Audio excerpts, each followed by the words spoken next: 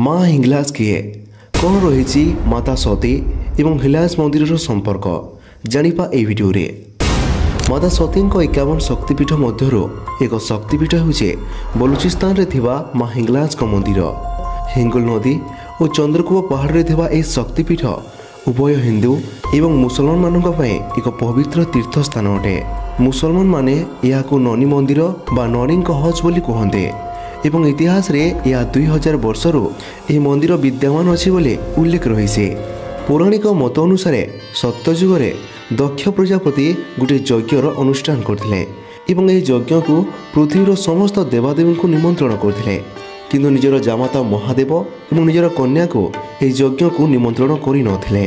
किंतु सती से यज्ञ को जीवाई इच्छुक थे, से महादेव को बारण करने सत्वे से यज्ञस्थल को गले, किंतु सेठारे से निज पिता दक्ष मुखर महादेव प्रति असहनीय कटुकथा और स्वामी को अपमान करुवा बोली वार्ता शुणे से स्वामी को अपमान सही न पारे से यज्ञ कुंड झास दे सती प्राण त्याग कले।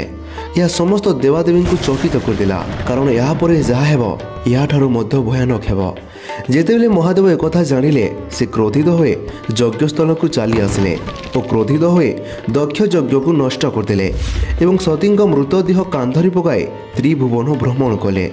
यह देखि भगवान विष्णु तांकर सुदर्शन चक्र द्वारा सती मृत शरीर को खंड खंड कर पकाइले और से शरीर अंश मान भारत खंडर विभिन्न स्थान में पड़ता और से सबु स्थान में 51 शक्तिपीठ और 26 उपपीठ भाव हिंदू धर्मर महातीर्थ बा शक्तिपीठ रूपे परिगणित है।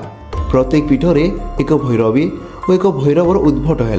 से अनुसार सती शरीर अंशर तांकर मस्तक वर्तमान यह बेलुचिस्तान थिबा अंचल में पड़ता एवं यह हिंगलाज शक्तिपीठ रूपे ख्यात है। पुराण में वर्णित अच्छी जे सिंधु राजा जयद्रथ एठारे देवी मंदिर निर्माण करथिले। यह मंदिर प्रमुख रूप से चारण वंशर लोकंकर कुलदेवी अटे। जेतेबेले भारत पाकिस्तान विभाजन होई नथिला सेतेबेले एठारे लक्षाधिक हिंदू माने एकत्र हेउथिले। हिंदू धर्मग्रंथ अनुसार भगवान परशुराम को पिता जमदग्नि एठारे घोर तपस्या करथिले और राजा विक्रमादित्य यह स्थान को तीर्थ मध्य करि आसिथिले। मुस्लिम शासन समय यह मंदिर उपरे मुस्लिम आक्रमणकारी द्वारा अनेक थर आक्रमण होता, किंतु स्थानीय हिंदू और मुसलमान माने यह मंदिर को अनेक थर आक्रमणकारी रक्षा करथिले। मंदिर को जीवाकू हेले प्रथमे पाकिस्तान ठारू वीजा नेबाकू पड़िथाए, किंतु एबे रिसेंटली बलुचिस्तान निजको पाकिस्तान ठारू स्वाधीनता घोषणा करछि। होइबरे भारतर हिंदू माने अन्य शक्तिपीठ को तीर्थ करिगला परे खूब शीघ्र हिंगलाज शक्तिपीठ को सहजरे तीर्थ करि पारिबे, कारण बलुचिस्तान लोक माने भारत को निजर बंधु भावुछन्ते। सो फ्रेंड्स, आशा करिबे ए वीडियो रे आपण हिंगलाज मंदिर विषय किसी ना किसी जानि पारथिबे। एमिति वीडियो देखिया पई आम चैनल को सब्सक्राइब करंतु। पुणी देखा हेबा एक नुआ वीडियो सहित। धन्यवाद।